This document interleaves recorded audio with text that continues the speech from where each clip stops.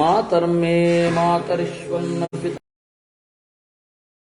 ಪಿತಾತ್ಮನ್ನದರ ಜರಯಿತರ್ಜನ್ಮ ಮೃತ್ಯಾಮಯಾನಾಂ ಗೋವಿಂದೇ ದೇಹಿ ಭಕ್ತಿಂ ಭವತಿ ಚ ಭಗವನ್ನೂರ್ಜಿತಾಂ ನಿರ್ನಿಮಿತ್ತಾಂ ನಿರ್ವ್ಯಾಜಾಂ ನಿಶ್ಚಲಾಂ ತದ್ಗುಣಗಣ ಬೃಹತೀಂ ಶಾಶ್ವತೀಮಾಚುದೇವ ನಾರಾಯಣಂ ನಮಸ್ಕೃತ್ಯ ನರಂ ಚೈವ ನರೋತ್ತಮಂ ದೇವೀಂ ಸರಸ್ವತೀಂ ವ್ಯಾಸಂ ತತೋ ಜಯಮುದೀರಯೇ ವಿಜಾನತಾಂ ಅವಿತ್ತಸ್ಯ ಮಧ್ವಸ್ಯ ಜಗತಿ ಗುರೋಃ ಪೂರ್ವಾಚಾರ್ಯಮಹಿಷ್ಠಾನಾಮಿಯಂ ಪ್ರಣತಿಮಾಲಿಕಾ ಪೂರ್ಣಜ್ಞಾನಾಯ ವಿದ್ಮಹೇ ಪೂರ್ಣಾನಂದಾಯ ಧೀಮಹಿ ತನ್ನೋ ವ್ಯಾತ ಪ್ರಚೋದಯಾತ್. ಕಥಾಂತರಮಥಾಸಾದ್ಯ ಖಡ್ಗಯುದ್ಧ ವಿಶಾರದಃ ನಕುಲಶ್ಚರತಲ್ಪಸ್ಥಂ ಇದಮಾಹ ಪಿತಾಮಹಂ. ಕಥಾಂತರ ಮಥಾಸಾಧ್ಯ, ಈ ರೀತಿ ಬೇರೆಯ ವಿಚಾರ ಆಪದ್ಧರ್ಮ ಪರ್ವದಲ್ಲಿ ಬಂದಾಗ ನಕುಲ ಪ್ರಶ್ನೆ ಮಾಡಿದ. ಅವನಿಗೊಂದು ವಿಶೇಷಣ ಇದೆ, ಖಡ್ಗ ಯುದ್ಧ ವಿಶಾರದ ಅಂತ. ಕತ್ತಿ ಯುದ್ಧದಲ್ಲಿ ಅತ್ಯಂತ ಅಗ್ರಗಣ್ಯ. ಅವನು ಶರತಲ್ಪಸ್ಥಂ, ಸರಳ ಮಂಚದ ಮೇಲೆ ಮಲಗಿರುವ ಭೀಷ್ಮಾಚಾರ್ಯರನ್ನು ಪ್ರಶ್ನೆ ಕೇಳಿದ. ನಕುಲಃ, ಇದು ಬಹಳ ವಿಚಿತ್ರವಾದ ಅಧ್ಯಾಯ. ಇದು ಈ ಅಧ್ಯಾಯವನ್ನ ಹೇಗೆ ಪ್ರೆಸೆಂಟ್ ಮಾಡೋದು ಅಂತ ಹೇಳಿ ನನ್ನ ಮುಂದೆ ಒಂದು ಸವಾಲು. ಕಾರಣ ಏನು ಅಂದರೆ, ಯಾವುದೇ ಒಂದು ಆಯುಧದ ಹಿಂದೆ ಒಂದು ಹಳೆ ಕಾನ್ಸೆಪ್ಟ್ ಇರುತ್ತೆ. ಅದನ್ನು ಹೇಗೆ ಕನ್ವೆ ಮಾಡೋದು? ನಾವೀಗ ಹೊಡಿಲಿಕ್ಕೊಂದು ಆಯುಧ ಅಂತ, ಹೊಡಿಲಿಕ್ಕೆ ಜಸ್ಟ್ ಅಸಾಸಿನೇಟ್. ವೆಪನ್ ಇರೋದು ಯಾಕೆ? ಜಸ್ಟ್ ಅಸಾಸಿನೇಟ್, ಕೊಲ್ಲಲಿಕ್ಕೆ. ಆದರೆ ಅದ್ರ ಹಿಂದೆ ಒಂದು ಕಾನ್ಸೆಪ್ಟ್ ಇರುತ್ತೆ ಅನ್ನೋದೇ ನಮಗೆ ಗೊತ್ತಿರಲ್ಲ. ಅದನ್ನು ಪರಿಚಯ ಮಾಡಿಸ್ತಾರೆ. ಬಹಳ ವಿಚಿತ್ರವಾಗಿದೆ ಈ ಅಧ್ಯಾಯ ಮಾತ್ರ. ನಕುಲ ಹೇಳ್ತಾನೆ, ಧನು ಪ್ರಹರಣಂ ಶ್ರೇಷ್ಠಂ ಇತಿ ವಾದ ಪಿತಾಮಹ ಮತಸ್ತು ಮಮ ಧರ್ಮಜ್ಞ ಖಡ್ಗ ಏವ ಸುಸಂಶಿತಃ. ಧನು ಪ್ರಹರಣಂ ಶ್ರೇಷ್ಠಂ, ಬಿಲ್ಲು ಎಲ್ಲಕ್ಕೂ ಮಿಗಿಲಾದದ್ದು ಅಂತ ಹೇಳಿ ವಾದ ಇದೆ. ಎಲ್ಲಕ್ಕೂ ಮಿಗಿಲಾದದ್ದು ಬಿಲ್ಲು. ಆದರೆ ನನಗೆ ಕತ್ತಿ ಮೆಚ್ಚುಗೆ ಮತ್ತೆ ಕತ್ತಿಯ ಬಗ್ಗೆ ಇಷ್ಟ. ನನ್ನ ಫೇವರಿಟ್ ವೆಪನ್ ಈಸ್ ಸೋರ್ಡ್. ಕತ್ತಿ ಬಹಳ ಇಷ್ಟ ನನಗೆ. ಚಿನ್ನೆ ಚಕಾರ್ಮುಖೇ ರಾಜನ್ ಪ್ರಕ್ಷೀಣೇಶು ಶರೇಶು ಚ ಖಡ್ಗೇನ ಶಕ್ಯತೆ ಯೋದ್ಧುಂ ಆತ್ಮಾನಂ ಪರಿರಕ್ಷಿತುಂ. ಬಿಲ್ಲು ಕತ್ತರಿಸಿ ಹೋದರೆ, ಎಲ್ಲ ಬಾಣಗಳು ಮುಗಿದು ಹೋದರೆ ಇರುವ ಏಕೈಕ ಆಯುಧ ಕತ್ತಿ. ಅದರಿಂದ ಹೋರಾಡಬಹುದು. ಶರಾಸನ ಧರಾಂ ಚೈವ ಗದಾ ಶಕ್ತಿ ಧರಾಂಸ್ತದಾ ಏಕ ಖಡ್ಗಧರೋ ವಿಧೀರಃ ಸಮರ್ಥ ಪ್ರತಿಯೋಧಿತುಂ. ಬಿಲ್ಲು ಬಾಣಗಳನ್ನ ಹೊತ್ತವರನ್ನ, ಗದೆ ಮೊದಲಾದವುಗಳನ್ನು ಹೊತ್ತವರನ್ನು ಕೂಡ ಕತ್ತಿಯಿಂದ ಮಣಿಸಬಹುದು. ಬಯೋನೆಟ್ ಕೊಟ್ಟಿರೋದು ಯಾಕೆ? ಗುಂಡು ಖಾಲಿ ಆಗೋದ್ರೆ ತಾನೆ. ಅದರಿಂದ ಹೊಡೆದಾಡಿದ್ದ ಇತಿಹಾಸ ಇದ್ದೇ ಇದೆ. ಎರಡನೇ ಮಹಾಯುದ್ಧದಲ್ಲಿ ನ್ಯಾಟೋ ಪರವಾಗಿ ಭಾರತದವರು ಹೋದಾಗ, ಮತ್ತೆ ಇಸ್ರೇಲರಿಗೆ ಸಹಾಯ ಮಾಡುವಾಗ ಮೈಸೂರು ಅಶ್ವಿಕ ದಳರು ಹೋದಾಗ ಖಡ್ಗದಿಂದಲೇ ಗೆದ್ದದ್ದು. ಸೊ ಖಡ್ಗ ಯುದ್ಧ ಅನ್ನೋದು ಅತ್ಯಂತ ಒಳಿತು. ಆಮೇಲೆ ಖಡ್ಗದಷ್ಟು ಒಳ್ಳೆಯ ಆಯುಧ ಇನ್ನೊಂದಿಲ್ಲ. ಅದರಿಂದಾಗಿ concept behind this word is important. ಅದನ್ನು ನಾನು ತಿಳ್ಕೊಳ್ಬೇಕು. ಇದು ಒಬ್ಬ ಆಯುಧದ ಹಿನ್ನೆಲೆಯಿಂದ ನೋಡಿದವನಿಗೆ ಏನರ್ಥ ಆಗುತ್ತೆ, ಆ ಥರ ನೋಡದೇ ಇದ್ದವನಿಗೆ ಏನರ್ಥ ಆಗುತ್ತೆ? ಪ್ರಾಯ ಇದನ್ನ ಮುಟ್ಟಿಲ್ಲ ಅಂತ ನನಗೆ. ಯಾಕೆ ಅಂದರೆ ಖಡ್ಗೋತ್ಪತ್ತಿ ಅಂತ ಇದು ಅಧ್ಯಾಯದ ಹೆಸರು. ಇದನ್ನ ನೀವು ಒಂದು ಸ್ವಲ್ಪ ಆಯುಧಗಳ ಬಗ್ಗೆ ಯೋಚನೆ ಮಾಡದೆ ಹೋದರೆ ಇದು ಸಾಧ್ಯ ಇಲ್ಲ. ಒಂದು ಆಯುಧ ಉಂಟು, ಆಯುಧದ ಹಿಂದೆ ಒಂದು ಕಾನ್ಸೆಪ್ಟ್ ಉಂಟು ಅಂತ ಅನ್ನೋದೇ ಅಪರಿಚಿತ ಇಬ್ಬರಿಗೂ, ಮಾಡರ್ನ್ ಸ್ಕಾಲರ್ಸ್ಗೆ ಮತ್ತೆ ಟ್ರೆಡಿಷನಲ್, ಏನ್ಷಿಯಂಟ್ ಅಂತ ಹೇಳಲ್ಲ ನಾನು, ಟ್ರೆಡಿಷನಲ್ ಸ್ಕಾಲರ್ಸ್ಗೆ, ಅವರಿಗೆ ಇದು ಅಪರಿಚಿತ. This is stretch to the core. ಇದು ವಿಪರೀತ ಸ್ಟ್ರೇಂಜ್. ಇದು ಅವ್ರಿಗೆ ಅತ್ಯಂತ ಅಪರಿಚಿತ. ಒಂದು ಆಯುಧಕ್ಕೊಂದು ಕಾನ್ಸೆಪ್ಟ್ ಅಂದ್ರೆ ಏನದು? ಕಥಂ ಚೋತ್ಪಾದಿತ ಖಡ್ಗ ಕಸ್ಮೈ ಚಾರ್ಥಾಯಕೆ ನವ ಪೂರ್ವಾಚಾರ್ಯಂಚ ಖಡ್ಗಸ್ಯ ಪ್ರಬ್ರವೀಹಿ ಪಿತಾಮಹ. ಖಡ್ಗದ ಹುಟ್ಟು ಹೇಗಾಯಿತು?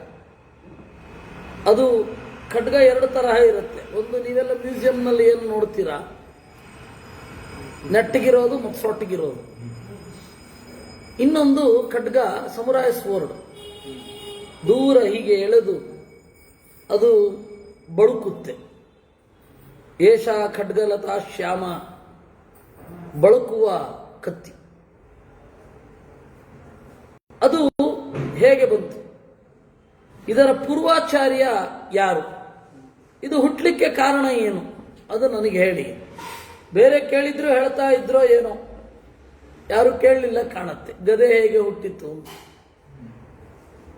ಯಾಕೆಂದ್ರೆ ನಾನು ಹಿಡಿಯುವ ಆಯುಧಕ್ಕೆ ಒಂದು ಕಾನ್ಸೆಪ್ಟ್ ಇಲ್ಲದೆ ಸಾಧ್ಯ ಇಲ್ಲ. ವಾಂಚುಕ್ ಇರಬಹುದು, ಲಾಠಿ ಇರಬಹುದು, ಅಥವಾ ಜಾವೆಲಿನ್ ಇರಬಹುದು. ಎಲ್ಲದರ ಹಿಂದೆ ಒಂದು ಕಾನ್ಸೆಪ್ಟ್ ಇರುತ್ತೆ. ಮುಂದೆ ಮಾತ್ರ ಚೂಪಾಗಿ, ಹಿಂದೆ ಎಲ್ಲ ಯಾಕೆ ಏನು ಇಲ್ಲದೆ ಇರುತ್ತೆ, ಚೂಪಾಗಿ ಇಲ್ಲದೆ? ಇವೆಲ್ಲ ಪ್ರಶ್ನೆ. ಅದರಿಂದ ಪೂರ್ವಾಚಾರ್ಯಂಚಗಳು ಇವನ್ ಕೇಳಿದ, ಯಾಕೆಂದ್ರೆ ಇವನ್ ಫೇವರಿಟ್. ನಾವು ಇವತ್ತಾನೆ ಮಹಾಭಾರತ ತಾತ್ಪರ್ಯ ನಿರ್ಣಯದಲ್ಲಿ ನೋಡಿದೆವು. ನಕುಲ ಒಬ್ಬನೇ ಕರ್ಣನ ಮಗನ ಬೆಂಗಾವಲು ಪಡೆ 3,000 ಜನ ಕತ್ತಿಯಿಂದ ಒಬ್ಬನೇ ಕೊಂದ ಅಂತ. ಅಷ್ಟು ಪ್ರೀತಿ ನಕುಲನಿಗೆ. ಅದಕ್ಕೆ ಕೇಳಿದ. ತಸ್ಯ ತದ್ವಚನಂ ಶ್ರುತ್ವಾ ಮಾದ್ರಿ ಪುತ್ರಸ್ಯ ಧೀಮತಃ ಸ್ವರ ಕೌಶಲ ಸಂಯುಕ್ತಂ ಸೂಕ್ಷ್ಮ ಚಿತ್ರಾರ್ಥವತ್ ಸುಖಂ. ಆ ಪ್ರಶ್ನೆ ಹೇಗಿತ್ತು ಅಂತ, ಪ್ರಶ್ನೆಯೇ ಬಹಳ ತೊಗತಾಗಿತ್ತು. ಭೀಷ್ಮಾಚಾರ್ಯರಿಗೆ ಖುಷಿ ಆಯಿತು ಅಂತೆ. ಏಕೆಂದರೆ ಸ್ವರ ಕೌಶಲ ಸಂಯುಕ್ತಂ, ಇಂಪಾದ ಸ್ವರ ಇತ್ತು. ಆ ಗಂಟಲಿನಿಂದ ಆಚೆ ಬಂದ ಸ್ವರದಲ್ಲಿ ಒಂದು ಬಾಗು ಬಳಕು ಇತ್ತು. ಸೂಕ್ಷ್ಮ ಚಿತ್ರಾರ್ಥವತ್ತು, ಅದರಲ್ಲಿ ಬಹಳ ಸಂಗತಿಗಳ ಬಗೆಗೆ ಪ್ರಶ್ನೆ ಇತ್ತು. ಅದರಿಂದಾಗಿ ಆ ಕತ್ತಿಯ ಬಗ್ಗೆ ಕೇಳಿದ ಭಾರಿ ಖುಷಿಯಾಯಿತಂತೆ ಅವರಿಗೆ. ಉವಾಚ ಧರ್ಮ ಸರ್ವಧರ್ಮಜ್ಞೋ ಧನುರ್ವೇದಸ್ಯ ಪಾರಗಃ ಶರತಲ್ಪಗತೋ ಭೀಷ್ಮಃ ನಕುಲಾಯ ಮಹಾತ್ಮನೇ. ಅದರಿಂದ ಶರತಲ್ಪಗತೋ ಭೀಷ್ಮಃ, ಅವರು ಮಲಗಿರೋದು ಬಾಣದ ಮಂಚದ ಮೇಲೆ. ಅವರ ಸ್ಪೆಷಲೈಸೇಷನ್ ಇರೋದು ಧನುರ್ವೇದಸ್ಯ ಪಾರಗಃ, ಉತ್ತರ ಕೊಡಬೇಕಾಗಿರೋದು ಕತ್ತಿಯ ಬಗೆಗೆ. ಸಾಮಾನ್ಯ ಅವರವರಿಗೆ ಆಯಾ ಪ್ರಾಡಕ್ಟಿನ ಬಗ್ಗೆ, ಅವರವರು ಬಳಸ್ತಾ ಇರುವ ಇನ್ಸ್ಟ್ರೂಮೆಂಟ್ಸಿನ ಬಗ್ಗೆ ಹೆಮ್ಮೆ ಇರುತ್ತೆ. ಆದರೆ ಇವರು ವಾಸ್ತವವಾಗಿ ಅದೇನಿದೆಯೋ ಅದನ್ನು ಬಿಚ್ಚಿಟ್ಟು. ಭೀಷ್ಮ ತತ್ವಂ ತೃಣುಷ್ವಮಾದ್ರೇಯ ಯಥೈತತ್ ಪರಿಪೃಚ್ಛಸಿ ಪ್ರಬೋಧಿತೋಸ್ಮಿ ಭವತಾ ಸಾನುಮಾನಿವ ಪರ್ವತ. ಒಳ್ಳೆ ಪ್ರಶ್ನೆ ಕೇಳಿದೆ ಅಂತಂದು. ಈ ತನಕದ ಪ್ರಶ್ನೆಗಳು ವಿಪರೀತ ಆಯುಧಗಳ ಬಗ್ಗೆ ಮೊದಲಾದವುಗಳ ಬಗ್ಗೆ ಎಲ್ಲ ಇರಲಿಲ್ಲ, ರಾಜಧರ್ಮದ ಬಗ್ಗೆ ಇತ್ತು. ಆದರೆ ಅದರಲ್ಲಿ ಬೇಕಷ್ಟು ಕಾನ್ಸೆಪ್ಟ್ಗಳು ಬಂತು. ಹೇಗೆ ರಾಜರ ಹತ್ರ ಹೇಗಿರಬೇಕು, ಸುತ್ತಮುತ್ತಲವರು ಸರಿ ಇಲ್ಲದೆ ಹೋದಾಗ ಫಸ್ಟ್ ಸರ್ಕಲ್ ಯಾವ ವ್ಯಕ್ತಿಗೆ ಸರಿ ಇಲ್ಲ ಅವನ ಜೊತೆ ಹೇಗೆ ವ್ಯವಹಾರ ಮಾಡಬೇಕು, ಎಲ್ಲ ಮ್ಯಾನೇಜ್ಮೆಂಟಿನ ಬಗ್ಗೆ ಎಲ್ಲ ಬಂತು. ಆದರೆ ಆಯುಧದ ಬಗ್ಗೆ ಕೇಳಲಿಲ್ಲ ಯಾರೂ ಕೂಡ. ಯಾಕೆಂದರೆ ಪ್ರಧಾನವಾಗಿ ಕೇಳುಗ ಇದ್ದದ್ದೇ ಧರ್ಮರಾಜ. ಹೀಗಾಗಿ ಧರ್ಮರಾಜ ಆಯುಧದ ಬಗ್ಗೆ ಕೇಳಲಿಲ್ಲ. ನೀನು ಆಯುಧದ ಬಗ್ಗೆ ಕೇಳಿದೆ, ಭಾರಿ ಖುಷಿ ಆಯಿತು. ಒಂದು ರೀತಿ ಕಥಾಂತರ ಮತ ಸಾಧ್ಯ. ಈ ಅಧ್ಯಾಯದಿಂದ ಪ್ರಶ್ನೆ ಬೇರೆಯೇ ಬಗ್ಗೆ ಬಂತು. ನಿನ್ನೆ ಸ್ವಾಮಿಗಳು ಕೇಳ್ತಾ ಇದ್ರು, ಆಪದ್ಧರ್ಮ ಪರ್ವದಲ್ಲಿ ಪ್ರಾಯಶ್ಚಿತ್ತದ ಬಗ್ಗೆ ಯಾಕೆ ಬರಬೇಕು ಅಂತ. ಅದಕ್ಕೆ ಅಲ್ಲೇ ಉತ್ತರ ಇದೆ, ಕಥಾಂತರ ಮತ ಸಾಧ್ಯ. ಒಂದರ ಮೇಲೆ ಒಂದು ಪ್ರಶ್ನೆ ಬರ್ತಾ ಹೋಗುತ್ತೆ. ಆ ಪ್ರಶ್ನೆ ನಿರ್ದಿಷ್ಟವಾದ ವಿಷಯಕ್ಕೆ ಸಂಬಂಧಪಡಬೇಕು ಅಂತ ಇಲ್ಲ, ಸ್ವಲ್ಪ ಡೈವರ್ಟ್ ಆಗೇ ಆಗುತ್ತೆ ಅಲ್ವಾ. ಸ್ವಲ್ಪ ಡೈವರ್ಟ್ ಆದ ಮೇಲೆ ಮತ್ತೆ ವಾಪಸ್ ಬಂತು, ರಾಜಧರ್ಮ ಪರ್ವಕ್ಕೇನೆ ವಾಪಸ್ ಬಂತು. ಅದರಿಂದಾಗಿ ಈ ಕತ್ತಿ ಅನ್ನುವುದರ ಕಾನ್ಸೆಪ್ಟ್ ಹೇಗೆ ಬಂತು ಅದಕ್ಕೆ ಮೊದಲಿಂದ ಬರ್ತಾರೆ. ನಮ್ಮ ಭಾರತದ ಕಥಾನಕ ಹೇಗೆ ಅಂತಂದ್ರೆ ಸೃಷ್ಟಿಯಿಂದ ಶುರು ಆಗುತ್ತೆ. ಸದೇವ ಇದಮಗ್ರ ಆಸೀತ್ ಕೇಚಿದಾಹು ಅಸತ ಸಜ್ಜಾಯತ ಇತಿ ಕಥಮಸತ ಸಜ್ಜಾಯೇತ. ಆ ತರಹ ಸೃಷ್ಟಿಯಿಂದ ಬರುತ್ತೆ ಯಾವತ್ತೂ ಕೂಡ. ಹಾಗೆ ಇಲ್ಲಿಯೂ ಕೂಡ ಬಂತು. ಪ್ರತಿಯೊಂದಕ್ಕೂ ಮೂಲ ಅಂತ ನಾವು ಇದನ್ನ ಹೇಳೋದು. ಸಲಿಲೈ ಕಾರಣವಂತಾತ ಪುರಾ ಸರ್ವಮಭೂದಿದಂ ಅಪ್ರಜ್ಞಾತಮನಾಕಾಶಂ ಅನಿರ್ದೇಶ್ಯಮಹೀತಳಂ. ಮೊದಲು ಏನೂ ಇರಲಿಲ್ಲ, ಸಮುದ್ರ ಮಾತ್ರ ಇತ್ತು. ಅಪ್ರಜ್ಞಾತಂ ಏನೂ ತಿಳಿತಾ ಇರಲಿಲ್ಲ. ಅನಾಕಾಶಂ ಆಕಾಶವೂ ಇರಲಿಲ್ಲ. ಅಯ್ಯೋ ರಾಮ, ಆಕಾಶ ಇರಲಿಲ್ಲ ಅಂದ್ರೆ ಏನರ್ಥ? ಆಕಾಶಕ್ಕೆ ಅಭಿಮಾನಿ ದೇವತೆಯೂ ಇರಲಿಲ್ಲ ಅಂತ ಅರ್ಥ. ಆಕಾಶ ಇರಲಿಲ್ಲ ಅಂದ್ರೆ ಆಕಾಶ ಇರಲೇಬೇಕಲ್ಲ. ಆಕಾಶ ಅಂದ್ರೆ ಸ್ಪೇಸ್. ಸ್ಪೇಸ್ ಇರಲಿಲ್ಲ ಅಂದ್ರೆ ಸೃಷ್ಟಿಯಾಗಿತ್ತ? ಹಾಗಾದ್ರೆ ಅಲ್ಲ. ಆಕಾಶ ಅಭಿಮಾನಿಯಾದ ಗಣಪನೂ ಇರಲಿಲ್ಲ ಅಂತ ಅರ್ಥ. ಅಂತಹ ಸಂದರ್ಭ ಒಂದಿತ್ತು. ಅನಿರ್ದೇಶ್ಯಂ ಅನಿರ್ದೇಶ್ಯ ಮಹೀತಳಂ, ಭೂಭಾಗದ ಆಕಾರವೇ ಇರಲಿಲ್ಲ ಅಂತಹ ಕಾಲ. ತಮಸ್ಸಂವೃತಮಸ್ಪರ್ಶಂ ಅತಿ ಗಂಭೀರ ದರ್ಶನಂ, ಕತ್ತಲೋ ಕತ್ತಲು. ನಿಶ್ಶಬ್ದಂ ಚಾಪ್ರಮೇಯಂಚ, ಶಬ್ದ ಇರಲಿಲ್ಲ. ತತ್ರ ಜಜ್ಞೆ ಪಿತಾಮಹ, ಅಲ್ಲಿ ಬ್ರಹ್ಮದೇವರು ಬಂದರು. ಸೋಸೃಜದ್ವಾಯುಮಗ್ನಿಂಚ ಭಾಸ್ಕರಂ ಚಾಪಿ ವೀರ್ಯವಾನ್, ಅವರಿಂದ ಗಾಳಿ ವಾಯುದೇವತೆ, ಪ್ರವಹ ವಾಯುದೇವತೆ, ಆಮೇಲೆ ಅಗ್ನಿ, ಆಮೇಲೆ ಸೂರ್ಯ. ಆಕಾಶಮಸೃಜಚ್ಚೋರ್ಧ್ವಂ ಅಧೋ ಭೂಮಿಂ ಚ ನೈಋತಿಂ, ಆಮೇಲೆ ಆಕಾಶದ ಸೃಷ್ಟಿಯಾಯಿತು, ಅಂದರೆ ಗಣಪತಿಯ ಸೃಷ್ಟಿ. ಆಮೇಲೆ ಭೂದೇವಿಯ ಪಂಚಭೂತಗಳಲ್ಲಿ ಕೆಳಗಿನವಳು ಯಾರಿದ್ದಾಳೆ ಅವಳ ಸೃಷ್ಟಿಯಾಯಿತು. ತತಃ ಸಚಂದ್ರ ತಾರಂಚ ನಕ್ಷತ್ರಾಣಿ ಗ್ರಹಾಸ್ತಥಾ, ಆಮೇಲೆ ಚಂದ್ರ, ತಾರಕೆ, ನಕ್ಷತ್ರ. ನಕ್ಷತ್ರ ಹೇಳಿದ್ರೆ ಗತಿಯನ್ನ, ಮುಂದಿನ ಕರ್ಮಗತಿಯನ್ನು ಸೂಚಿಸುವವುಗಳು ನಕ್ಷತ್ರ. ಯಾವುದು ಹಾಗಲ್ಲವೋ ಅದು ತಾರ. ವ್ಯತ್ಯಾಸ ಇದೆ. ಆದರೆ ಎರಡನ್ನೂ ಬಳಸ್ತಾರೆ. ಇಂದಿನ ತಾರೆ ಶುಭ ತಾರೆ ಅಂತಾರೆ, ಎರಡೂವನ್ನು ಬಳಸ್ತಾರೆ. ಆದರೆ ಸಾಧಾರಣವಾಗಿ ಇದೊಂದು ಪ್ರಭೇದ ಇರುತ್ತೆ. ಆಮೇಲೆ ತತಃ ಶರೀರಂ, ಆಮೇಲೆ ಕಾಲವನ್ನು ಸೃಷ್ಟಿ ಮಾಡಿ ಆಯಿತು. ತತಃ ಶರೀರಂ ಲೋಕಸ್ಥಂ ಸ್ಥಾಪಯಿತ್ವಾ ಪಿತಾಮಹ, ಆಮೇಲೆ ತನ್ನ ಶರೀರವನ್ನು ಸ್ಥಾಪನೆ ಮಾಡಿ ಅದಾದ ಮೇಲೆ ಮಕ್ಕಳನ್ನು ಸೃಷ್ಟಿ ಮಾಡಿದ್ದಾಯಿತು. ಮಕ್ಕಳು ಯಾರು? ಮರೀಚಿ, ಭೃಗು, ಅತ್ರಿ, ಪುಲಸ್ತ್ಯ, ಪುಲಹ, ಕ್ರತು, ವಸಿಷ್ಠ, ಅಂಗಿರಸ, ಭರದ್ವಾಜ. ಆಮೇಲೆ ಪ್ರಜಾಪತಿ ದಕ್ಷ ಏನಿದ್ದಾನೆ ಅವನು ಕನ್ಯಾ ಷಷ್ಟಿ ಮಜೀಜನತ್ 60 ಹೆಣ್ಣು ಮಕ್ಕಳನ್ನ ಪಡೆದ. ಅವರ ಎಲ್ಲರಿಗೆ ಬ್ರಹ್ಮರ್ಷಿಗಳನ್ನು ಕೊಟ್ಟ. ತಾಭ್ಯೋ ವಿಶ್ವಾನಿ ಭೂತಾನಿ, ಅವರಿಂದ ದೇವತೆಗಳು, ಪಿತೃಗಣಗಳು, ಪಂಚಭೂತಗಳ ಅಭಿಮಾನಿಗಳು, ಗಂಧರ್ವರು, ಅಪ್ಸರೆಯರು, ರಾಕ್ಷಸರು, ಪಕ್ಷಿ, ಮೃಗ, ಮೀನು, ಹಸು, ನಾಗ, ನೀರಿನಲ್ಲಿ ಈಜುವುದು, ಭೂಮಿಯಲ್ಲಿ ಕುಪ್ಪಳಿಸುವುದು, ತೆವಳುವುದು, ಓಡುವುದು, ನಗಿಯುವುದು ಎಲ್ಲ ಪ್ರಾಣಿಗಳ ಸೃಷ್ಟಿ ಆಯಿತು.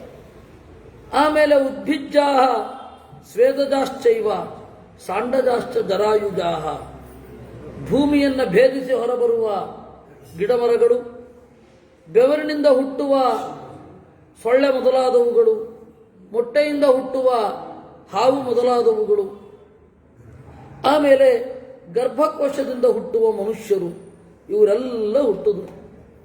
ತತಸ್ತರ್ಗಮಿಮಂ ಕೃತ್ವ ಸರ್ವಲೋಕ ಪಿತಾಮಹ, ಹೀಗೆ ಸೃಷ್ಟಿ ಮಾಡಿ ಶಾಶ್ವತಂ ವೇದ ಪಠಿತಂ, ವೇದದಲ್ಲಿ ಹೇಳಿದ ಧರ್ಮದ ಸೃಷ್ಟಿಯಾಯಿತು. ದೇವತೆಗಳೆಲ್ಲ ಆ ಧರ್ಮದಲ್ಲಿ ಇದ್ದರು. ಆದಿತ್ಯರು, ವಸುಗಳು, ರುದ್ರರು, ಸಾಧ್ಯರು, ಮರುತ್ತುಗಳು, ಅಶ್ವಿಗಳು, ಭೃಗು, ಅತ್ರಿ, ಅಂಗಿರಸ್ಸು, ಸಿದ್ಧ, ಕಾಶ್ಯಪರು, ವಸಿಷ್ಠರು, ಗೌತಮರು, ಅಗಸ್ತ್ಯರು, ನಾರದರು, ಪರ್ವತರು, ವಾಲಖಿಲ್ಯರು, ಪ್ರಭಾಸರು, ಸಿಕತರು, ಇವರೆಲ್ಲ. ಆಮೇಲೆ ಘೃತಾಚಿಯಿಂದ ವಾಯವ್ಯಾಹ, ಗಾಳಿಯಲ್ಲೇ ಇದ್ದು ತಪಸ್ಸು ಮಾಡ್ತಾ ಇರುವ ವೈಖಾನಸರು, ಆಮೇಲೆ ಸೂರ್ಯನ ಬೆಳಕನ್ನು ಕುಡಿದು ತಪಸ್ಸು ಮಾಡುವ ಮರೀಚಿಪರು, ಆಮೇಲೆ ಹಂಸರು, ಪರಮಹಂಸರು, ಬೆಂಕಿಯಿಂದ ಹುಟ್ಟಿದವರು, ಪುಷ್ಣಿಗಳು, ಹೀಗೆ ಎಲ್ಲ ತರಹದ ಋಷಿಗಳ ಸೃಷ್ಟಿಯಾಯಿತು. ದಾನವೇಂದ್ರ ಸ್ತುತಿಕ್ರಮ್ಯ, ಇವರೆಲ್ಲರೂ ಕೂಡ ಸ್ಥಿತಾ ಬ್ರಹ್ಮಾನುಶಾಸನೆ, ಬ್ರಹ್ಮದೇವರ ಅನುಶಾಸನದಲ್ಲಿ ಇದ್ರು. ನೋಡಿ ಖಡ್ಗ ಹೇಗೆ ಸೃಷ್ಟಿಯಾಯಿತು ಅಂತ. ಅದಕ್ಕೆ ಇಷ್ಟೆಲ್ಲ. ಇನ್ನು ಆ ಆಯುಧದ ಆಕಾರದ ಬಗ್ಗೆಯೂ ಉಂಟು, ಯಾಕೆ ಅದು ಖಡ್ಗ ಹೀಗಿರ್ತದೆ ಅಂತ. ಇನ್ನು ಎಲ್ಲ ಆಯುಧಗಳ ಬಗ್ಗೆ ನಮಗೆ ವೈಶಂಪಾಯನ ನೀತಿ ಪ್ರಕಾಶಿಕಾದಲ್ಲಿ ಇದೆ. ಅದರಿಂದಾಗಿ ದಾನವೇಂದ್ರ ಸ್ತುತಿಕ್ರಮ್ಯ, ಈ ಬ್ರಹ್ಮದೇವರ ಆಜ್ಞೆಯನ್ನು ಮೀರಿ ದಾನವರು ನಿಂತರು. ಧರ್ಮಸ್ಯ ಅಪನಯಂ ಚಕ್ರುಹು, ಧರ್ಮವನ್ನು ಮೀರಿದರು. ಧರ್ಮದ ಹಿಂಸೆಗೆ ಕಾರಣ ಏನು ಅಂದರೆ ಕ್ರೋಧ ಲೋಭಗಳಿಂದ ಇರೋದು. ಕ್ರೋಧ ಲೋಭ ಸಮನ್ವಿತ. ಹಿರಣ್ಯಕಶಿಪು, ಹಿರಣ್ಯಾಕ್ಷ, ವಿರೋಚನ, ಚಂಬರ, ವಿಪ್ರಚಿತ್ತಿ, ಪ್ರಹ್ಲಾದ, ನಮುಚಿ, ಬಲಿ, ಬೇಕಾಷ್ಟು ಜನ ದೈತ್ಯ ದಾನವರಿದ್ರು. ಧರ್ಮಸೇತು ಅತಿಕ್ರಮ್ಯ, ಇವರೆಲ್ಲ ಧರ್ಮದ ದಾರಿಯನ್ನು ಮೀರಿ ಅಧರ್ಮ ನಿಶ್ಚಯ, ಅಧರ್ಮದಲ್ಲಿಯೇ ತೊಡಗಿದವರು ರೇಮಿರೇ ಆನಂದದಿಂದ ಇದ್ದು. ಧರ್ಮದಲ್ಲಿ ಆನಂದದಿಂದ ಇದ್ದು, ಅಧರ್ಮದಲ್ಲಿ ಅಲ್ಲ. ಪ್ರಹ್ಲಾದ ಅಂತ ಹೆಸರು ಹೇಳ್ತಾ ಇದ್ದೀರಲ್ಲ, ಅದು ಎಲ್ಲ ಸಾಮಾನ್ಯ ರಾಜರ ಹೆಸರಿನ ನಡುವೆ ರಾಮನನ್ನು ಸೇರಿಸಿದ ಹಾಗೆ. ಭಾಗವತದಲ್ಲಿ ಒಂದು ಮಾತು ಬರುತ್ತೆ, ನನ್ನದೇ ನನ್ನದೇ ಅಂತ ಹೇಳ್ತಾ ಇದ್ದ ರಾಜರೆಲ್ಲ ಆಗಿ ಹೋದರು, ಅವರೆಲ್ಲ ಹೋದ ಮೇಲೂ ಭೂಮಿ ಇದೆ ಅಂತ. ರಾಮನಿಗೆ ಆ ಭ್ರಮೆ ಇರಲಿಲ್ಲ. ಆದರೆ ಹಾಗೆ ಹೇಳ್ತೇವೆ ಅಂತ ವೇದವ್ಯಾಸರ ಪ್ರಯೋಗ ಅದು ಅಂತ ಮಧ್ವಾಚಾರ್ಯರು ತಾತ್ಪರ್ಯ ಬರೆದಿದ್ದಾರೆ. ಅದನ್ನೇ ಇಲ್ಲಿಯೂ ಇಟ್ಕೊಳ್ಬೇಕು. ಪ್ರಹ್ಲಾದ ಇವ್ರ ಲಿಸ್ಟಲ್ಲಿಲ್ಲ, ಆದರೂ ಇವ್ರ ಲಿಸ್ಟಿನಲ್ಲಿ ಸೇರಿಸಿಕೊಳ್ಬೇಕು. ಹೀಗೆ ಬೇಕಾಷ್ಟು ಜನ ಇದ್ದರು. ಸರ್ವೇ ಸ್ಮ ತುಲ್ಯ ಜಾತೀಯಾ ಯಥಾ ದೇವಾಸ್ತಥಾ ವಯಂ ಇತ್ಯೇವಂ ಹೇತುಮಾಸ್ಥಾಯ ಸ್ಪರ್ಧಮಾನ ಮಹರ್ಷಿಭಿ. ನಾವು ಕೂಡ ದೇವತೆಗಳ ತರಾನೇ ಅಂತ ಸಮಾನತೆಗಾಗಿ ಹೋರಾಟ.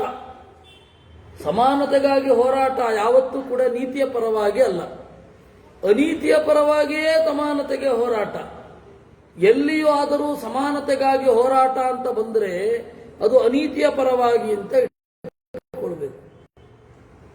ಸಮಾನರು ಅಂತ ಎಲ್ಲಿಗೆ ಹೇಳ್ತಾರೆ ಅಂದ್ರೆ ಕರ್ತವ್ಯ ಲೋಪಕ್ಕಾಗಿಯೇ ಸಮಾನತೆಯನ್ನು ಅನುಸರಿಸೋದೇ ವಿನಃ ಕರ್ತವ್ಯದ ಪಾಲನೆಗಾಗಿ ಸಮಾನತೆಯನ್ನು ಯಾರು ಹೇಳೋಲ್ಲ. ಇದೊಂದು ನಾವು ತಿಳ್ಕೊಳ್ಳೇಬೇಕಾದ ಒಂದು ವಿಚಾರ.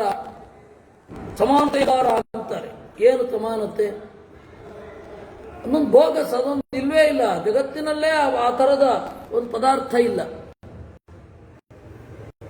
ಇರಲಿ, ನಾವೆಲ್ಲರೂ ತುಲ್ಯ ಜಾತೀಯರು, ದೇವತೆಗಳಂತೆಯೇ ನಾವಿರುವವರು. ದೇವತೆಗಳಂತೆಯೇ ನಿದ್ದೆ ಮಾಡ್ತೀರ, ಅದನ್ನು ಮಾಡಿ. ಎಲ್ಲವೂ ಅದೇ. ಇತ್ಯೇವಂ ಹೇತುಮಾಸ್ಥಾಯ ಸ್ಪರ್ಧಮಾನ ಮಹರ್ಷಿಭಿ. ಅವರಿಗೆ ಮಹರ್ಷಿಗಳ ಜೊತೆ ಸ್ಪರ್ಧೆ. ನೀವು ಹೇಳಿದ ಹಾಗೆ ನಾವಿರಲ್ಲ ಅಂತ ಹೋರಾಟ ಮಾಡೋದೇ ಅದಕ್ಕಾಗಿ. ನ ಪ್ರಿಯಂ ನಾಪ್ಯನುಕ್ರೋಶಂ ಚಕ್ರುರ್ಭೂತೇಷು ಭಾರತ ತ್ರೀನುಪಾಯಾನತಿಕ್ರಮ್ಯ ದಂಡೇನ ರುರುಧು ಪ್ರಜಾ. ನ ಪ್ರಿಯಂ, ಅವರು ಜೀವರಲ್ಲಿ ಅವರಿಗೆ ಪ್ರಿಯ ಇಲ್ಲ, ಜೀವರಲ್ಲಿ ಕಾರುಣ್ಯ ಇಲ್ಲ. ಇವರೆಲ್ಲ ಅಷ್ಟೇ ಮಾಡೋದು. ಜೀವರಲ್ಲಿ ಪ್ರೀತಿ ಇಲ್ಲ, ಜೀವರಲ್ಲಿ ಕಾರುಣ್ಯ ಇಲ್ಲ. ತ್ರೀನುಪಾಯಾನ್ ಅತಿಕ್ರಮ್ಯ, ಮೊದಲು ಶುರು ಮಾಡಿದ್ದು ದಂಡವನ್ನು ರಾಕ್ಷಸರು. ಯಾಕೆಂದ್ರೆ ಋಷಿಮುನಿಗಳಿದ್ರು, ಅದರ ಅವಶ್ಯಕತೆನೇ ಇರಲಿಲ್ಲ.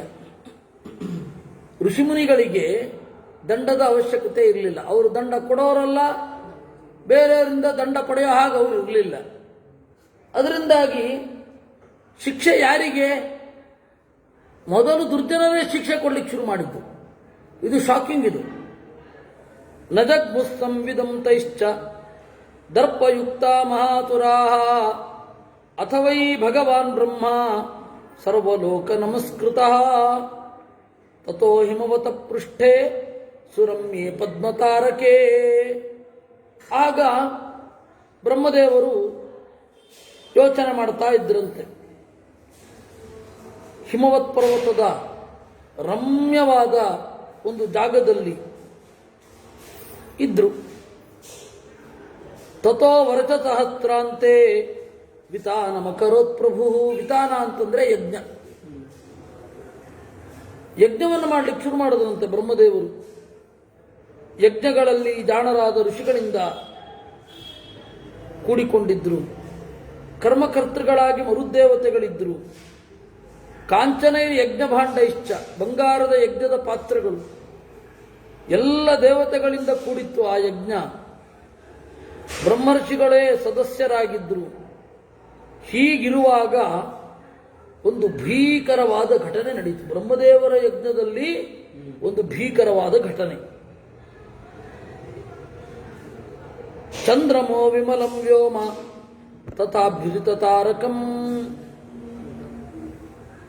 ಚಂದ್ರ ಇದ್ದಾನೆ, ನಕ್ಷತ್ರಗಳೆಲ್ಲ ಕಾಣಿಸ್ತಾ ಇವೆ. ಆಗ ಒಂದು ದೊಡ್ಡ ಭೂತ ಎದುರು ಬಂತು. ನೀಲೋತ್ಪಲ ಸವರ್ಣಾಭಂ, ಕಪ್ಪುಗಿತ್ತಂತೆ ಅದು. ತೀಕ್ಷ್ಣದಂಷ್ಟ್ರಂ ನಿರೂದರಂ, ಚೂಪಾದ ಹಲ್ಲು, ವಿಚಿತ್ರವಾದ ಹೊಟ್ಟೆ. ಪ್ರಾಂಶುಮುದ್ಧರ್ಷಣಂ ಚಾಪಿ ತಥೈವ ಪ್ರತಿಮೌಜತಂ. ಎಲ್ಲ ಕಡೆ ಧೂಳನ್ನು ಎಬ್ಬಿಸ್ತಾ ಬರ್ತಾ ಇದೆ. ಈ ತರಹದ ಭೂತ, ಭೂತ ಅಂದ್ರೆ ಒಂದು ಪ್ರಾಣಿ ವಿಶೇಷ.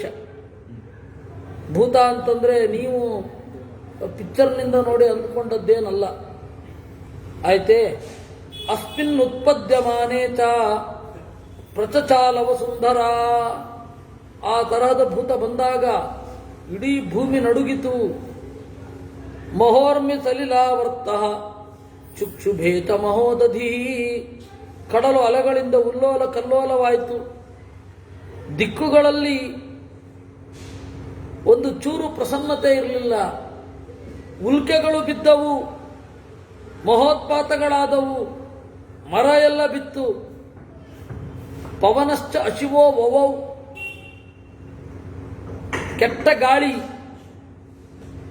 ಈ ತುಮುಲವಾದ ಭೂತ ಹೀಗೆ ಬಂದಾಗ ಬ್ರಹ್ಮದೇವರು ಹೇಳಿದರಂತೆ, ಮಯೈತಚ್ಚಿಂತಿತಂ ಭೂತಂ ಅಸಿರ್ನಾಮೈಷ ವೀರ್ಯವಾನ್ ರಕ್ಷಣಾರ್ಥಂಚ ಲೋಕಸ್ಯ ವಧಾಯ ಚ ಸುರದ್ವಿಷಾಂ.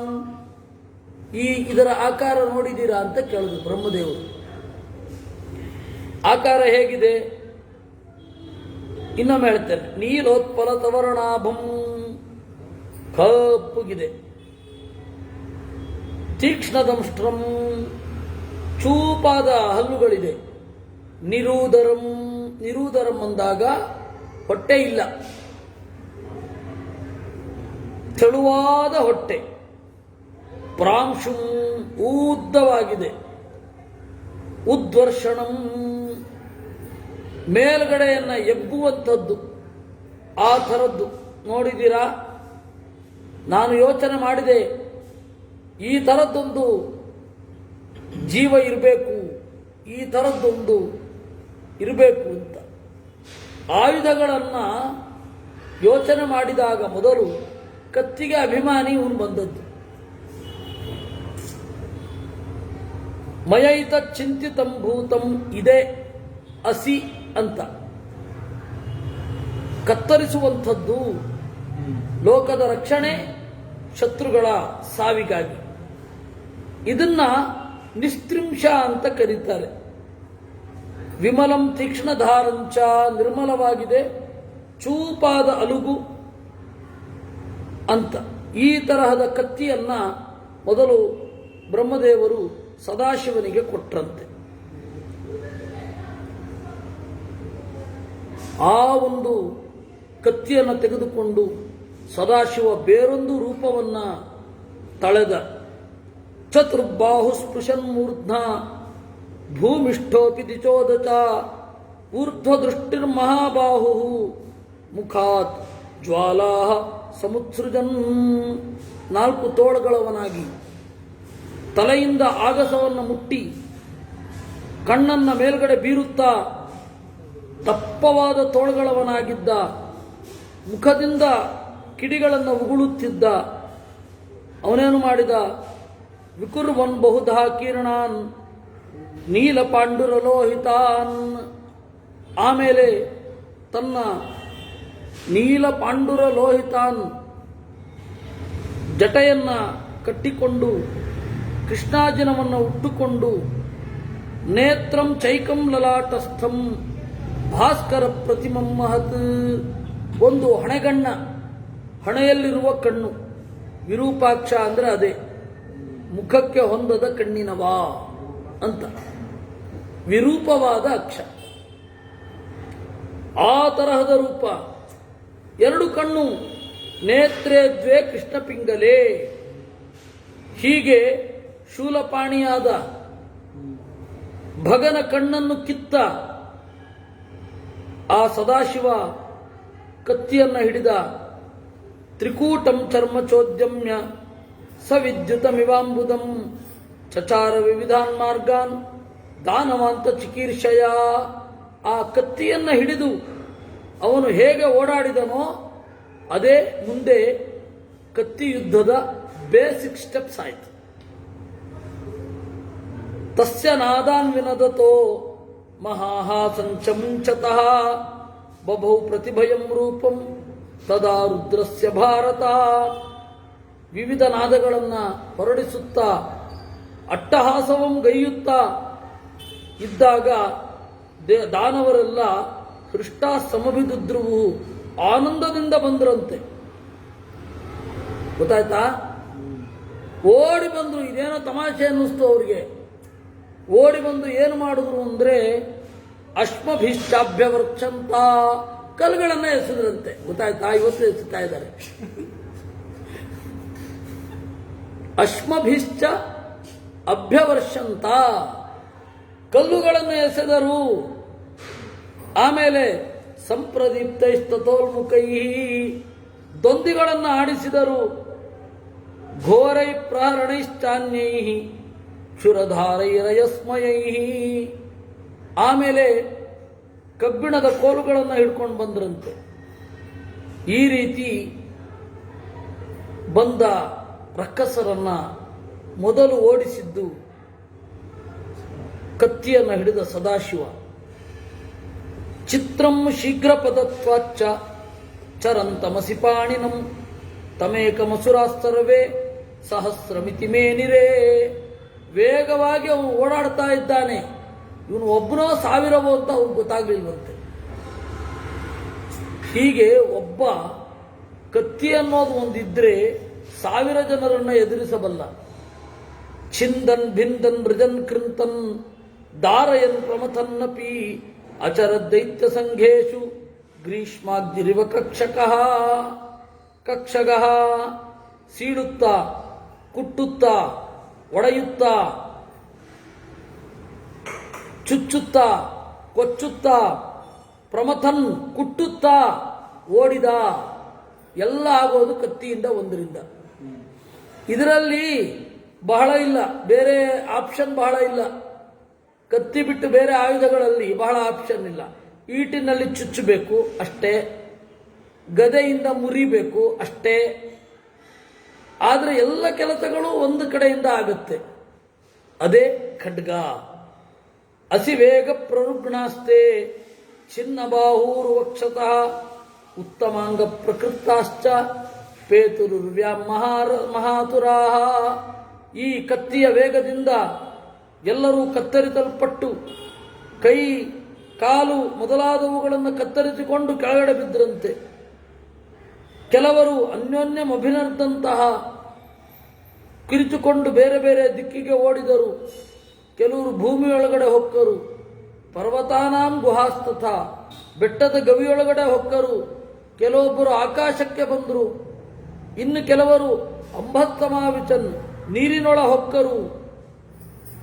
ಈ ರೀತಿ ಭೂಮಿ ರುಧಿರ ಕರ್ದಮ, ರಕ್ತ ಹರಿದ, ನೆತ್ತರು ಹರಿದ ಕೆಸರಾಯಿತು. ದಾನವರ ಶರೀರಗಳು ಅಲ್ಲಿ ಅಲ್ಲಿ ಬಿದ್ದಿದ್ವು. ಮುತ್ತುಗದ ಮರದಂತೆ ಕಂಗೊಳಿಸ್ತಾ ಇತ್ತಂತೆ. ರುಧಿರೇಣ ಪರಿಕ್ಲಿನ್ನ ಪ್ರಬಭೌ ವಸುಧಾತದ. ಇಡೀ ಭೂಮಿ ರಕ್ತಾರ್ದ್ರ ವಸನಾ ಶ್ಯಾಮ ನಾರೀವ ಮದವಿಹ್ವಲ, ಕೆಂಬಣ್ಣದ ಬಟ್ಟೆಯುಟ್ಟ ಹೆಣ್ಣಿನ ತರಹ ಕಾಣಿಸ್ತಾ ಇದ್ದಂತೆ ಭೂಮಿ. ಹೀಗೆ ದಾನವರನ್ನ ಕೊಂದು ಧರ್ಮೋತ್ತರವಾದ ಜಗತ್ತನ್ನ ಇಟ್ಟು ಶಿವ ಇದ್ದ. ತಥೋ ಮಹರ್ಷಯಸ್ತರವೇ ಸರ್ವೇ ದೇವಗಣಸ್ತಥಾ. ಆಮೇಲೆ ಎಲ್ಲ ಋಷಿಗಳು, ದೇವತೆಗಳು ದೇವದೇವನಾದ ಸದಾಶಿವನನ್ನ ಕಂಗೊಳಿಸಿದರು. ಆಮೇಲೆ ಅವರನ್ನು ಸ್ತೋತ್ರ ಮಾಡಿದಾಗ ಸದಾಶಿವ ತಾನು ರುದ್ರ ದೈತ್ಯ ಸಂಹಾರ ಮಾಡಿದ ಕತ್ತಿಯನ್ನ ವಿಷ್ಣುವಿಗೆ ಕೊಟ್ಟ. ವಿಷ್ಣು ಮರೀಚಿಗೆ ಕೊಟ್ಟ. ಮರೀಚಿ ಭಾರ್ಗವಾಯಚ ಶುಕ್ರನಿಗೆ ಕೊಟ್ಟ. ಆಮೇಲೆ ಋಷಿಗಳು ಮಹರ್ಷಿಗಳಿಗೆ ಕೊಟ್ಟ. ಮಹರ್ಷಿಗಳು ಇಂದ್ರನಿಗೆ ಕೊಟ್ಟರು. ಇಂದ್ರ ಲೋಕಪಾಲಕನಿಗೆ ಕೊಟ್ಟ. ಲೋಕಪಾಲಕ ಮನುವಿಗೆ ಕೊಟ್ಟ. ಊಚುಶ್ಚೈನಂ ತಥಾ ವಾಕ್ಯಂ ಮಾನುಷಾಣಾಂ ತ್ವಮೀಶ್ವರ.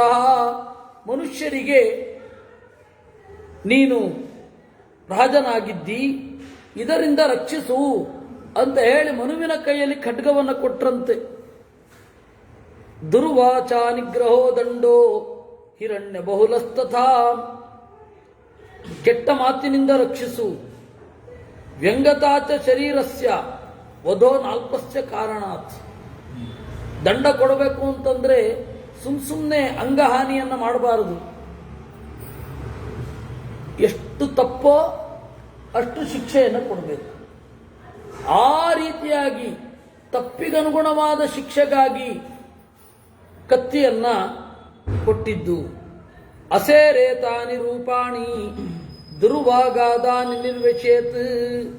ಇದಾದ ಮೇಲೆ ಈ ಕತ್ತಿಗೆ ಒಂದು ಸ್ಟ್ಯಾಂಡರ್ಡ್ ಸೈಜ್ ಬೇಕು,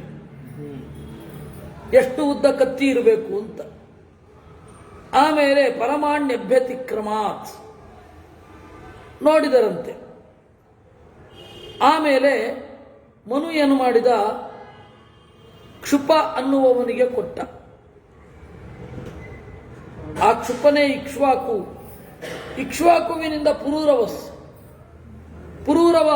ಪುರೂರವಸ್ಸನಿಂದ ಆಯು, ಆಯುವಿನ ಮಗ ನಹುಷ, ನಹುಷನಿಂದ ಯಯಾತಿ, ಯಯಾತಿಯಿಂದ ಪೂರು, ಅವರಿಂದ ಆಧೂರ್ತ ಗಯ, ಆಮೇಲೆ ಭೂಮಿಶಯ. ಹೀಗೆ ಕ್ರಮೇಣ ಬಂದು ಭರತಶ್ಚಾಪಿ ದೌಷ್ಯಂತಿ, ದುಷ್ಯಂತನ ಮಗ ಭರತ. ಆ ದುಷ್ಯಂತ ಹಾಗೆ ಇನ್ನೊಂದು ಕಡೆಯಿಂದ ಐಲಿಬಿಲ ಕುಬೇರ, ಕುಬೇರನಿಂದ ದುಂದುಮಾರ, ದುಂದುಮಾರನಿಂದ ಕಾಂಬೋಜ, ಕಾಂಬೋಜನಿಂದ ಮುಚುಕುಂದ, ಮುಚುಕುಂದನಿಂದ ಮರುತ್ತ, ಮರುತ್ತನಿಂದ ರೈವತ, ರೈವತನಿಂದ ಯುವನಾಶ್ವ, ಯುವನಾಶ್ವನಿಂದ ರಘು. ಆಮೇಲೆ ಇಕ್ಷ್ವಾಕು ವಂಶದಲ್ಲಿ ಹುಟ್ಟಿದ ಹರಿಣಾಶ್ವ, ಹರಿಣಾಶ್ವನಿಂದ ಶುನಕ, ಶುನಕನಿಂದ ಉಶೀನರ, ಉಶೀನರನಿಂದ ಭೋಜರು ಯಾದವರು. ಆಮೇಲೆ ಶಿಬಿ, ಶಿಬಿಯಿಂದ ಪ್ರತರ್ಧನ, ಪ್ರತರ್ಧನನಿಂದ ಉಷ್ಟ್ರಕ, ಉಷ್ಟ್ರಕನಿಂದ ಋಷದ್ಗೋ, ಋಷದಶ್ವ ಅಂತ.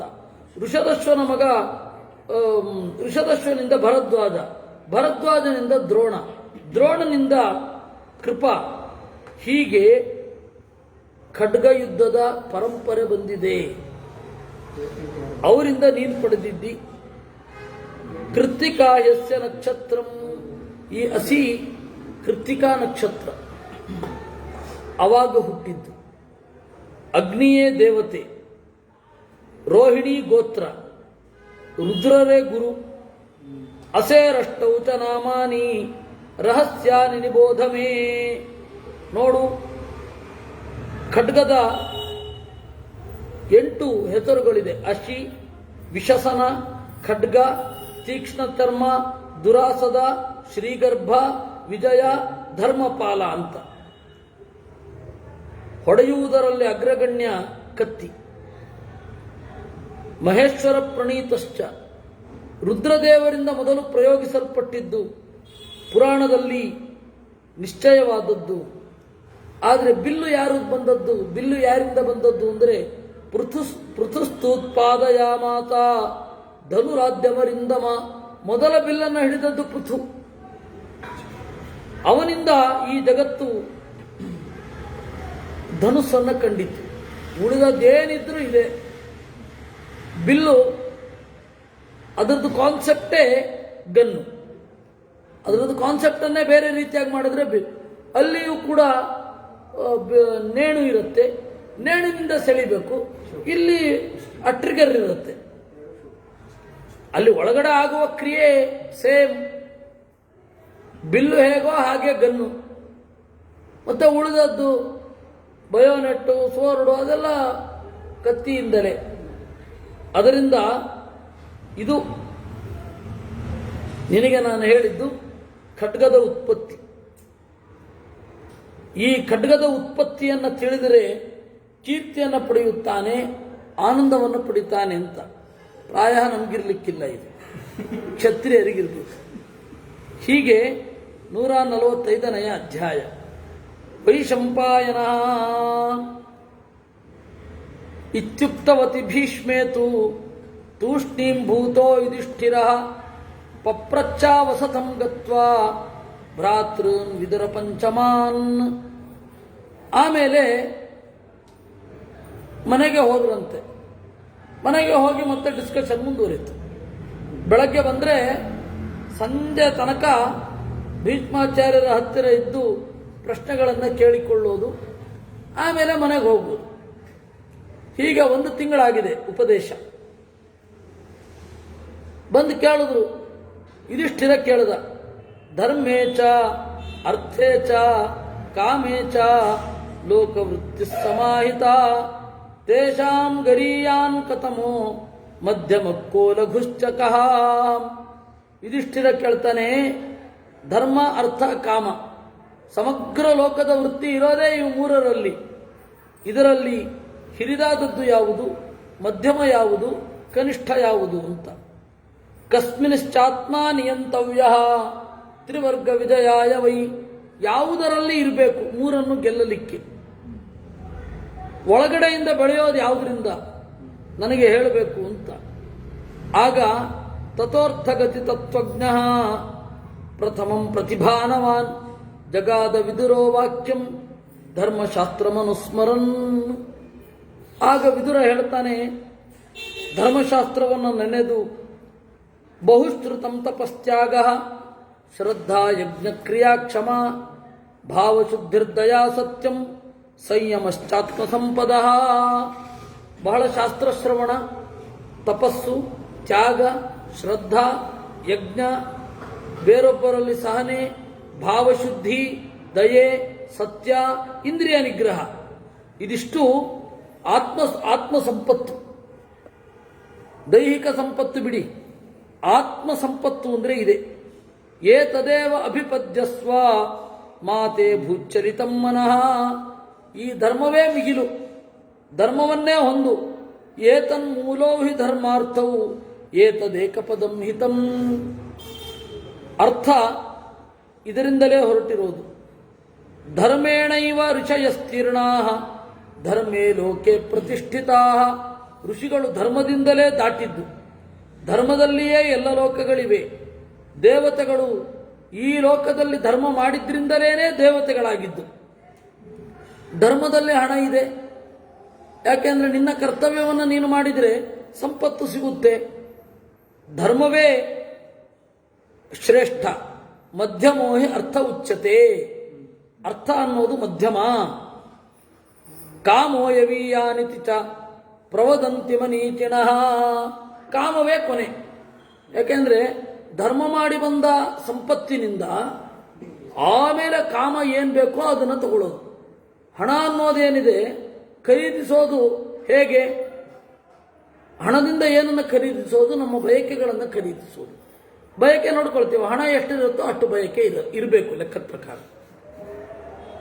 ನನ್ನ ಹತ್ರ ಇರೋ ಹಣ 5 ರೂಪಾಯಿ, ತಗೊಳ್ಳೋದು 50 ರೂಪಾಯಿ ಅಂತಂದ್ರೆ ಕ್ರೆಡಿಟ್ ಕಾರ್ಡ್ ತಗೊಳ್ಬೇಕು, ಆಮೇಲೆ ಸಿಕ್ಕಾಕೋದು. ನನ್ನ ಹತ್ರ ಇರೋದು 5 ರೂಪಾಯಿ, ನಾನು 3 ರೂಪಾಯಿ ಖರ್ಚು ಮಾಡ್ತೀನಿ ಅಂದರೆ ಡೆಬಿಟ್ ಕಾರ್ಡ್ ತಗೊಳ್ಬೇಕು. ಅದರಿಂದಾಗಿ ಇದಕ್ಕೆ ಧರ್ಮವೇ ಬೇಕು. ಅದಕ್ಕೆ ವಿದುರ ಹೇಳಿದ, ಧರ್ಮ ಮಿಗಿಲು, ಅರ್ಥ ಮಧ್ಯಮ, ಕಾಮ ಕಡೆಯಿತು. ಅದರಿಂದ ಧರ್ಮವನ್ನೇ ಆಚರಿಸಬೇಕು, ಧರ್ಮವೇ ಮಿಗಿಲು. ಇಷ್ಟು ಹೇಳಿದಾಗ ಸಮಾಪ್ತ ವಚನೆ ತಸ್ಮಿನ್ ಭೀಮಕರ್ಮ ಧನಂಜಯ ತಥೋರ್ಥಗತಿ ತತ್ವಜ್ಞೋ ಜಗೌ ವಾಕ್ಯಂ ಪ್ರಚೋದಿತ. ಈ ರೀತಿ ನುಡಿದಾಗ ಧನಂಜಯ ಹೇಳಿದ, ಅವನು ಅರ್ಥಗತಿ ತತ್ವಜ್ಞ, ಅರ್ಥಶಾಸ್ತ್ರ ಎಕನಾಮಿಕ್ ಪ್ರೊಫೆಸರ್ ಅವನು. ಯಾರು? ಅರ್ಜುನ. ಅರ್ಜುನ ಹೇಳಿದನಂತೆ, ಅರ್ಥಸ್ಯ ಅವಯವಾವೇತವು ಧರ್ಮ ಕಾಮಾವಿತಿ ಸ್ಮೃತಿ. ಅಲ್ಲಪ್ಪ, ಧರ್ಮ ಅನ್ನೋದು ಅರ್ಥದ ಕೈಗೊಂಬೆ. ಅರ್ಥ ಸಿದ್ಧ್ಯಾಭಿನಿವೃತ್ತವು ಉಭಾವೇತೌ ಭವಿಷ್ಯತಃ. ಅರ್ಥ ಅನ್ನೋದಿದ್ರೆ, ಹಣ ಅನ್ನೋದಿದ್ರೆ ಧರ್ಮ, ಹಣವೇ ಇಲ್ಲದೆ ಹೋದ್ರೆ ಧರ್ಮ ಎಲ್ಲಿ? ಹಣ ಅನ್ನೋದಿದ್ರೆ ಕಾಮ, ಹಣವೇ ಇಲ್ಲದೆ ಹೋದ್ರೆ ನಮ್ಮ ಬಯಕೆಗಳನ್ನು ಈಡೇರಿಸಿಕೊಳ್ಳಿಕ್ಕೆ ಎಲ್ಲಾಗತ್ತೆ. ಅದರಿಂದಾಗಿ ಹಣವೇ ಮಿಗಿಲು. ಉದ್ಭೂತಾರ್ಥಂ ಹಿ ಪುರುಷಂ ವಿಶಿಷ್ಟತರಯೋನಯ ಬ್ರಹ್ಮಣಾಮಿವ ಭೂತಾನಿ ಸತತಂ ಪರ್ಯುಪಾಸತೆ. ನೋಡಿ, ಉದ್ಭೂತಾರ್ಥಂ ಹಿ ಪುರುಷಂ. ಹಣ ಇತ್ತು ಅಂತಂದ್ರೆ ರಾಜರು ಕೂಡ ಅವರ ಆಶಯಕ್ಕೆ ಅನುಗುಣವಾಗಿ ನಡ್ಕೊಳ್ತಾರೆ, ನಡ್ಕೊಳ್ಬೇಕು. ಇಲ್ಲ ಅಂದ್ರೆ ಗತಿ ಏನು? ಹಣವುಳ್ಳವರನ್ನ ಇವರು ಹಣವಂತರನ್ನೆಲ್ಲ ದ್ವೇಷ ಮಾಡಿ ಅಂತ ಅದು ಕಮ್ಯುನಿಸ್ಟ್ ಐಡಿಯಾ. ಯಾಕೆ ದ್ವೇಷ ಮಾಡೋದು ಅಂತಂದ್ರೆ ಅದು ತಾವು ಹಣವಂತರಾಗಲಿಕ್ಕೆ. ನೀವು ಯಾವುದಾದ್ರೂ ಆಟೋ ಮೇಲೆ ಆ ಕೊಡ್ಲಿ ಕತ್ತಿ ಗುರುತಿದ್ರೆ ಆ ಆಟೋ ಹತ್ತದೇ ಇರೋದು ಒಳ್ಳೆಯದು. ಅವನಿಗೆ ಜಗತ್ತಿನಲ್ಲಿರುವ ಎಲ್ಲರೂ ನನ್ನ ಶೋಷಣೆ ಮಾಡಲಿಕ್ಕಿದ್ದಾರೆ ಅಂತ ಭ್ರಮೆ ಬಂದ್ಬಿಡುತ್ತೆ.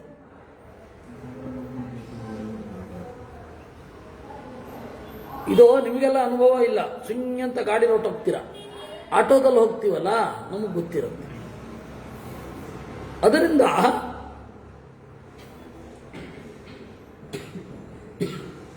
ಉದ್ಭೂತಾರ್ಥಮ್ಯ ಪುರುಷಂ, ನಮ್ಮ ಹಿಂದಿನವರು ಕಲಿಸಿದ್ದೇನು? ಹಣವಂತರನ್ನ ಗೌರವಿಸು, ಹಣವಂತರನ್ನ ಧರ್ಮದಲ್ಲಿ ತೊಡಗಿಸು, ಆಗ ಹಣ ಧರ್ಮದ ಹಿನ್ನೆಲೆಯಲ್ಲಿ ಬರುತ್ತೆ. ಇದು ನಮ್ಮ ಹಿಂದಿನವರು ಹೇಳಿಕೊಟ್ಟಿದ್ದು. ಈಗಿರೋದೇನು? ಹಣವಂತರಿಂದ ನೀನೇನೂ ಧರ್ಮವನ್ನು ಮಾಡದೆ ಅವ್ರ ಕೈನಲ್ಲಿ ಮಾಡಿದ್ದದೆ ಎಕ್ಸ್ಪೆಕ್ಟ್ ಮಾತ್ರ ಮಾಡು. ಅಷ್ಟೊಂದು ಹಣ ಇದೆ, ಧರ್ಮ ಮಾಡಬಾರ್ದ ಅಂತಾನೆ, ದಾನ ಮಾಡಬಾರ್ದ ಅಂತ. ಅವನು ಅದನ್ನು ಗಳಿಸಿದ್ದು, ನೀವೇನು ಅದನ್ನು ಹೇಳುದು? ನೀವು ನಿಮ್ಮ ಹಣದ ಲೆವೆಲ್ಗೆ ಧರ್ಮ ಮಾಡಿ ಆಮೇಲೆ ಅವನಿಗೆ ಹೇಳಿ. ಈಗಂತೂ ಹಣವಂತರನ್ನು ದ್ವೇಷ ಮಾಡೋದು. ಅದಾನಿ ಅಂಬಾನಿ ಅವರಿಂದ ಎಷ್ಟೋ ಜನ ಬದುಕ್ತಾ ಇದ್ದಾರೆ, ಸಾವಿರಾರು ಜನ ಬದುಕ್ತಾ ಇದ್ದಾರೆ ಅವರಿಂದ. ನೀವು ಹಾಗೆ ಬದುಕಿಸಿ ನೋಡೋಣ, ಅದಿಲ್ಲ. ದ್ವೇಷ ಮಾತ್ರ ಮಾಡಿ. ಇದು ಇರುವಂಥದ್ದು. ಅದರಿಂದಾಗಿ ಉದ್ಭೂತಾರ್ಥಮ್ಯ ಪುರುಷಂ, ಅವ್ರು ಏನಾದರೂ ಹೇಳಲಿ, ಆಯ್ತಾ? ಈ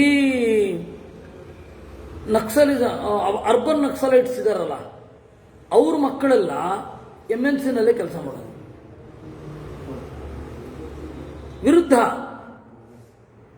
ಅದರಿಂದಾಗಿ ಉದ್ಭೂತಾರ್ಥಮ್ಯ ಪುರುಷಂ ವಿಶಿಷ್ಟತರ ಯೋನಯ ಬ್ರಹ್ಮಾಂಡಮಿವ ಭೂತಾನಿ ಸತತಂ ಪರ್ಯುಪಾತತೆ.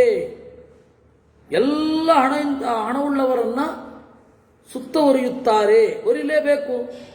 ಯಾಕೆಂದ್ರೆ ಹಣ ಅನ್ನೋದು ಅಷ್ಟು ಇದೆ. ಜಟಾ ಜನಧರಾಧಾಂತಾ ಪಂಕದಿಗ್ಧಾ ಜಿತೇಂದ್ರಿಯಾ ಮುಂಡಾ ನಿಸ್ತಂತವಶ್ಚಾಪಿ ವಸಂತಿ ಅರ್ಥಾರ್ಥಿನ ಪೃಥಕ್. ಜಟೆಯನ್ನ ಅಜಿನವನ್ನು ಧರಿಸಿದವರಿಗೆ, ಇಂದ್ರಿಯ ನಿಗ್ರಹ ಇರುವವರಿಗೆ, ಮೈಯನ್ನ ಸರಿಯಾಗಿ ತೊಳೆದುಕೊಳ್ಳದ ವೈರಾಗ್ಯವಂತರೂ ಕೂಡ, ಅಷ್ಟು ಕಠಿಣ ತಪಸ್ಸು ಮಾಡುವವರೂ ಕೂಡ, ಇಂದ್ರಿಯವನ್ನ ಗೆದ್ದವರೂ ಕೂಡ, ಅಥವಾ ಯಾರೇ ಆಗಿರಲಿ, ಹಣ ಅವ್ರಿಗೆ ಬೇಕೇ ಬೇಕು. ಅದು ಅರ್ಥದ ಹಿರಿಮೆ. ಕಾಷಾಯ ವಸನಾಶ್ಚಾನ್ಯೇ ಶ್ಮಶ್ರುಲಾಹಿ ಸುಸಂಜತಾಃ ವಿದ್ವಾಂಸಶ್ಚೈವ ದಾಂತಾಶ್ಚ ಮುಕ್ತ ಸರ್ವ ಪರಿಗ್ರಹೈ. ಕಾಷಾಯ ಬಣ್ಣದ ಬಟ್ಟೆಯನ್ನು ತೊಟ್ಟವರು ಅಂದ್ರೆ ಸನ್ಯಾಸಿಗಳು, ಇನ್ನು ಶ್ಮಶ್ರುಲಾಹ ಉದ್ದವಾದ ಗಡ್ಡವನ್ನು ಬಿಟ್ಟವರು, ಇಂದ್ರಿಯ ನಿಗ್ರಹ ಇರುವವರು ಎಲ್ಲರೂ ಕೂಡ ಹಣವನ್ನ ಬಯಸಿಯೇ ಬಯಸ್ತಾರೆ.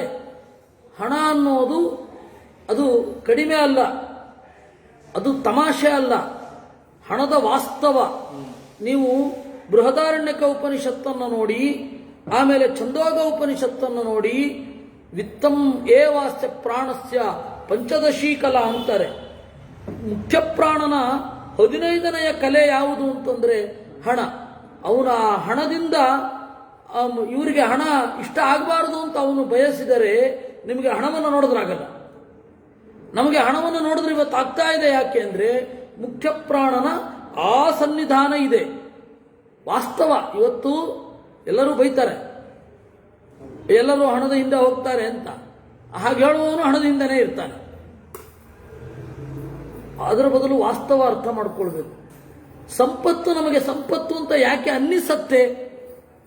ಬಂಗಾರವೋ ಬೆಳ್ಳಿಯೋ, ಈ ಬಂಗಾರ ಹಾಗೂ ಬೆಳ್ಳಿಯ ಪ್ರತಿನಿಧಿಯಾದ ಕಾಗದ ತುಂಡೋ ಯಾಕೆ ನಮಗೆ ಆಪ್ಯಾಯಮಾನ ಅಂತ ಅನ್ಸತ್ತೆ? ಬೇಕು ಅಂತ ಯಾಕೆ ಅನ್ಸತ್ತೆ ಅಂದ್ರೆ ಅಲ್ಲಿ ಪ್ರಾಣನಿದ್ದಾನೆ. ಆ ಪ್ರಾಣ ಇವನಿಗೆ ಇದನ್ನ ಹಣ ಅಂತ ಅನ್ನಿಸಬಾರದು, ದೂರ ಹೋದ್ರೆ ನಮಗೆ ಅದನ್ನು ನೋಡಿದ್ರಾಗಲ್ಲ. ಇದು ವಾಸ್ತವ. ಹಣದ ಮಹತ್ವ ಹಣಕ್ಕೆ ಆ ಮಹತ್ವ ಹೇಗೆ ಬಂತು ಅಂದರೆ ಪ್ರಾಣಸ್ಯ ಪಂಚದಶಿ ಕಲಾ ಅಂತ ಉತ್ತರ. ಅದು ಬೃಹದಾರಣ್ಯಕದಲ್ಲಿ ಮತ್ತೆ ಸ್ವಲ್ಪ ಮಟ್ಟಿಗೆ ಛಂದೋಗದಲ್ಲಿ, ವಿಶೇಷತಃ ಬೃಹದಾರಣ್ಯಕದಲ್ಲಿ ಆ ಹಣದ ಸ್ವರೂಪ ವಿಸ್ತಾರವಾಗಿ ಇದೆ. ನಮಗದು ಗೊತ್ತಿಲ್ಲದೆ ಹಣದ ಬಗ್ಗೆ ಕೇವಲವಾಗಿ ಮಾತಾಡ್ತೀವಿ. ಕೇವಲವಾಗಿ ಮಾತನಾಡೋದೇನು ಅಂದರೆ ಮತ್ತೆ ಹಣವನ್ನೇ ಇಷ್ಟಪಡೋದು. ನಮಗಿಲ್ಲ ಅವ್ರಿಗೆ ಹೋಗ್ತಾ ಇದೆ ಅನ್ನೋ ಹೊಟ್ಟೆ ಕಿಚ್ಚಷ್ಟೇ ವಿನ ಅದನ್ನು ಬಿಟ್ಟರೆ ಹಣದ ವಾಸ್ತವ ಸ್ವರೂಪ ಒಪ್ಕೊಳ್ಬೇಕು.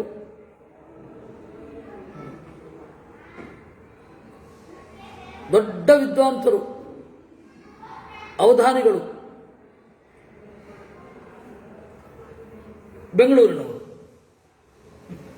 ಪೇಜಾವರ ಸ್ವಾಮಿಗಳನ್ನ ಒಂದು ಸಭೆಯಲ್ಲಿ ಅಟ್ಯಾಕ್ ಮಾಡಿದ್ರು.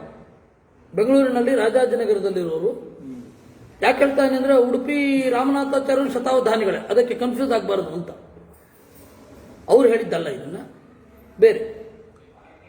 ಆ ಸಭೆಯಲ್ಲಿ ಹಣವೇ ಮಿಗಿಲು, ಕೆಲವು ಸನ್ಯಾಸಿಗಳು ಅದಕ್ಕಾಗಿ ಇರ್ತಾರೆ ಅಂತೆಲ್ಲ ಬೈದು, ಅಂದ್ರೆ ಇಂಡೈರೆಕ್ಟ್ ಆಗಿ ಪೇದಾವರ ಸ್ವಾಮಿಗಳನ್ನು ಬೈದು, ಅದು ಅವರ ವೇದಿಕೆಯಲ್ಲಿ ಸಂಭಾವನೆ ಇಸ್ಕೊಂಡು